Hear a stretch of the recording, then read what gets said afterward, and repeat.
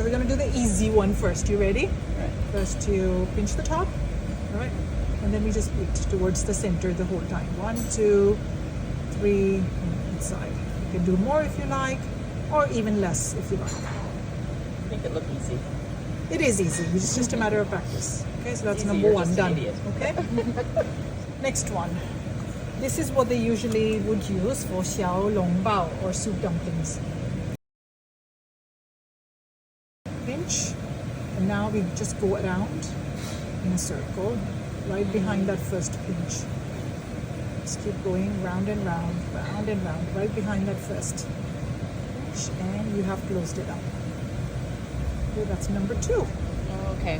Done? Yep. In Italy, they have a potato mint and ricotta dumpling that they do, and the pleating is exactly the same. All right, so make a little flap over, then you start pleating both corners in. Okay, and in. This is the hardest one to do, and just keep joining them all.